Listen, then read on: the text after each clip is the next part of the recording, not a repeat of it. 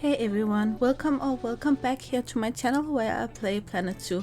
My name is Nisse and today we got the new DLC, the Wetlands pack. And to be honest, half an hour before I got this DLC I saw the lady singer talking about it, and it made me change my plan for today, because as you see here, the capybara really like to have interspecies enrichment here, so I kind of just figured it kind of fit down in the build here we did the other day with the capuchin monkey, the giant anteater, and the tapir, but that would be too easy, I thought. So instead we're going for these two other friends they have, the Galapagos giant turtle and the llama. This build will be mainly built for the capybara, but we will try to make everyone happy, but we will focus on the capybara since it is the new.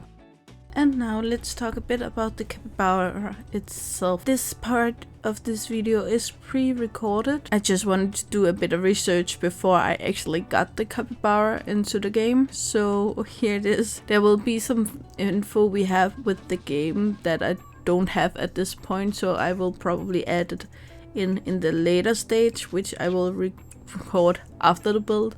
But at this point I only got this information from this website called Britannica.com, and it will be linked below. The capybara lives mostly in forest and wetlands areas from Panama to Argentina. It is the largest living rodent in the world. Frontier haven't exactly been out and say if it is the capybara we get or if it is the lizard capybara. Because they haven't specifically said the lizard, then I will assume it is the normal capybara, which is the bigger one. It can grow up to 1.3 meters long, which would be around 4.3 feet, and it can weigh up to 79 kilos, which would be around 174 pounds. The capybara has really short brownish hair and have this blunt snout. It have clearly really short legs for its size, small ears, and almost no tail. They live at the banks of a lake or a river or a body of water like that. Most of the day they're actually just resting on the cover at the bank of these lakes or rivers.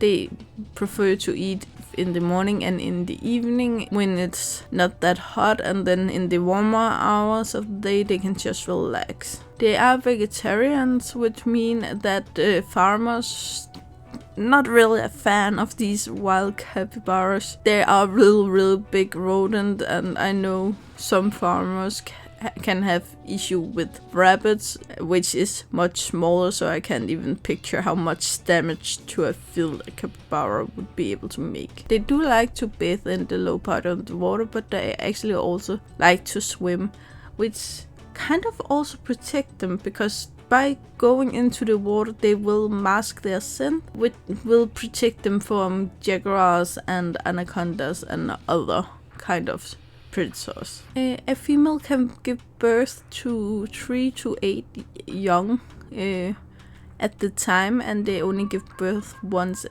year. The lizard capybara is hunted in South America, but clearly some farmers have been smarter than that with the normal capybara, the bigger one, because they just started ranching them. So they have them kind of like cattle or pigs or whatever else animals we got on a farm. I know the info today was a bit short, but again, I don't know this animal at all, so I didn't know specific what to look for of information. So I hope, yeah, I really hope this helped you a bit. Yeah, but now I go to not live part, but the part that is recorded after the build, and I'm back. As you can see here, I started with the house which I made in stone. It wasn't particularly because I wanted the design, even though I think it fits nicely. But I thought that if capybaras really like to relax in the shadow during the hot hours of the day, it would make sense to build a house in stone, since the stone is really good as to absorb the heat. So the stone itself will become hot, but inside it will be cold because the heat is already absorbed. I did have a little hard time here with the roof because I just didn't. Again, I was kind of doing a completely different build until I figured out that I really wanted to add more animals in this. And also, I personally think stone always go good with the tortoise, just mainly because they just like to lay on a stone. I did have a turtle when I was younger as a pet, and it always just enjoyed laying on its hot stone beneath a hot lamp, which we don't have in this game, which I would actually like if we were able to add a hot lamp inside the house for the turtle, but we aren't. So here I just kind of make this weird with the design with the roof, which actually is on purpose that I have that open end underneath the roof, because that would secure that I always would have airflow through the building instead of both doors.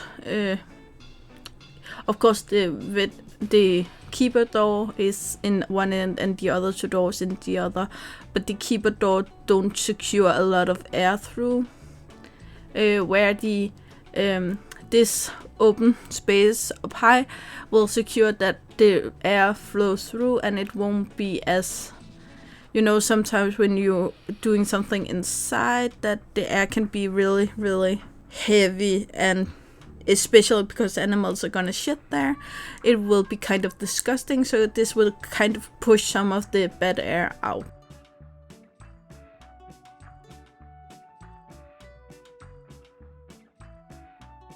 Then I go in and do this bathing. Yeah, kind of bathtub for the capybara. I will say though, the llama enjoys using it as well.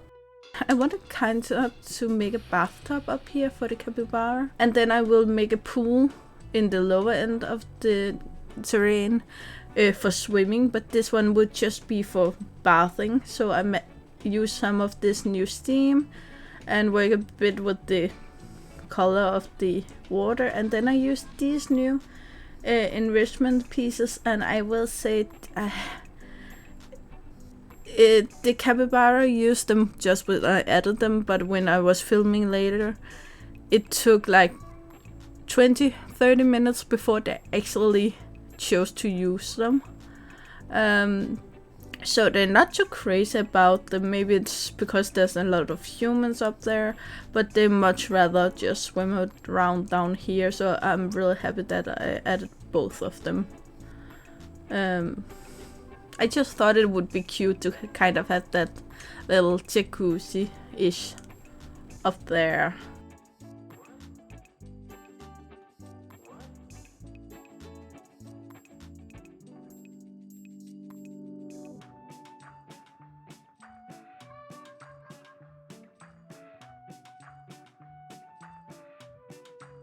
So here I just pick all of the stones kind of to move them upwards.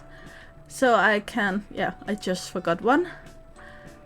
So I can go in here and really work the terrain. And again, I think always, I'm not sure, I use the concrete from the water area. Mainly because that's the only thing I know people can build them off. I don't know if for instance limestone would be waterproof. So I always use concrete. So here I add the glass fence in here to make sure, because the concrete isn't waterproof in the game. So I add the glass fence to make sure that I don't get all the water into the other forest habitat. Just with the one I made the other day when the anteater, the tapir, and the capuchin monkey. So yeah, I just use this to kind of follow the ground around.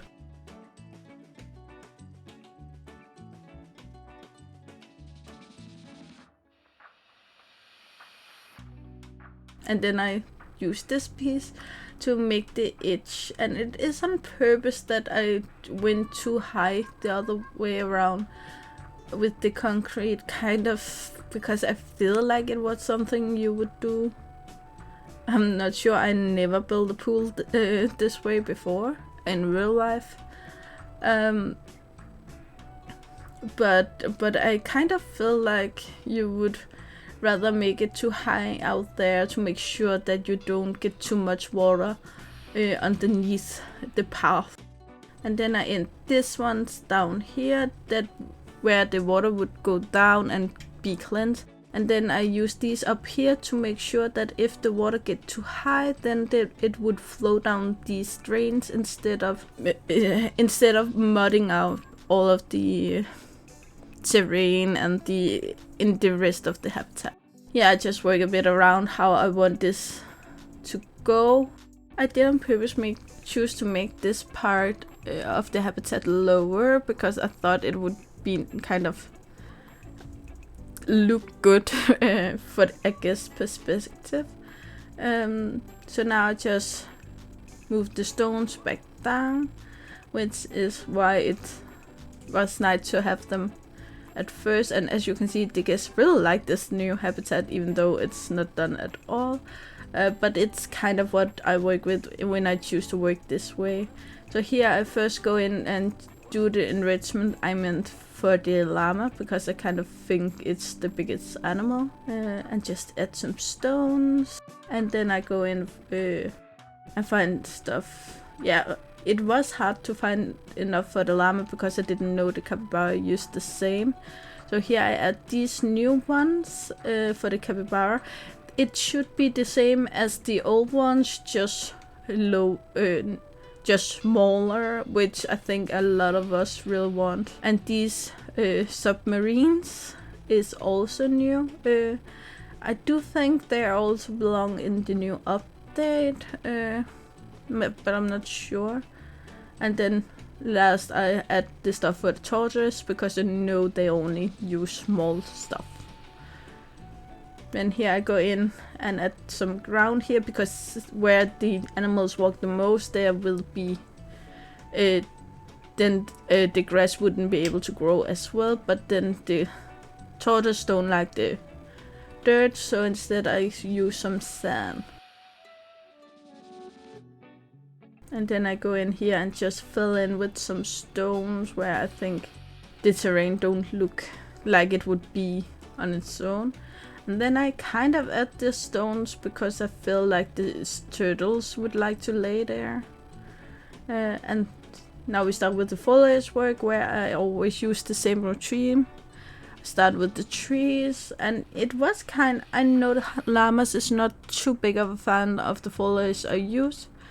The llama don't like the tropical, but the capybara and the tortoise really do, so I did choose to go with the tropical, and there's also more foliage than the llama would like.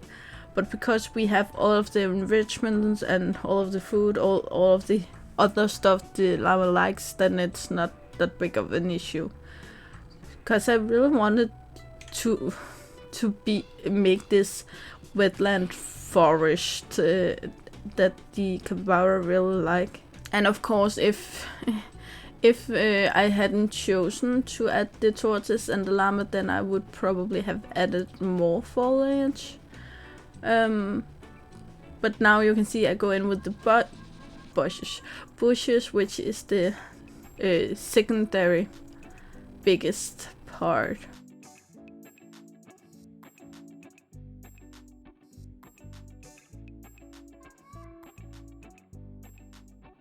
And then the plants here. I thought it was important to have some small bushes and plants where especially the capybara babies would like to be. I did saw in the Wikipedia that they have placed the capybara as confident with humans, which my own research told me they weren't, but I do believe it's because in nature they would be really, really shy. But since it's also a farm animal, then I guess the animals you would have in a zoo is either from other zoos or from one of these farms, and therefore it would not care that much about the humans because they kind of grew up with humans. I guess that's the reason why.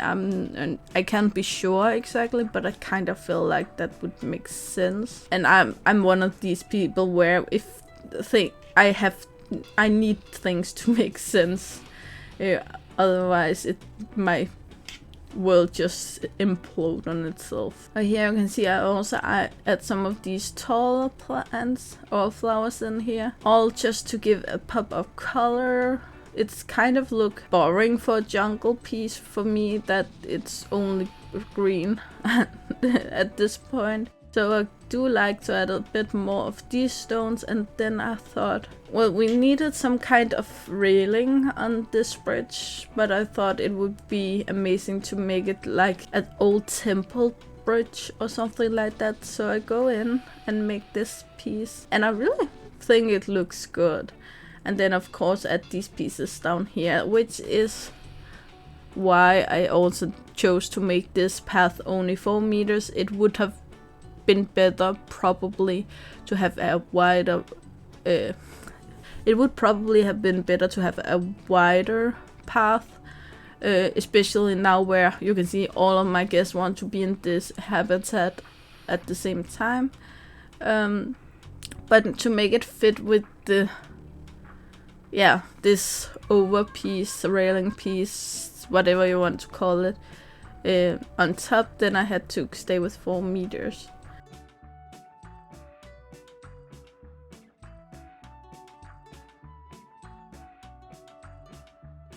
And then of course we go in here and use this education workshop item from Shesta, as we always do. I love these.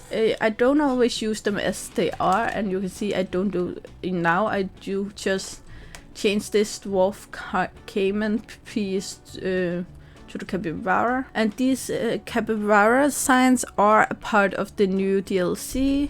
So if you want to play with them, then you have to get the new DLC, which I kind of feel like most people are getting the new DLC.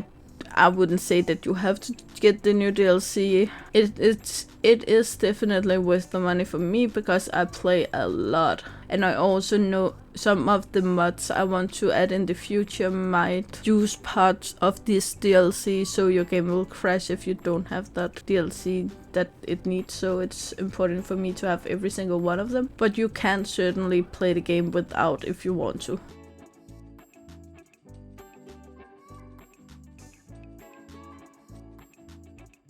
The donation boxes here, I use the same color scheme as I did on the other South American jungle habitat. But now I hope you will enjoy this cinematic, and I will be back in a minute or two.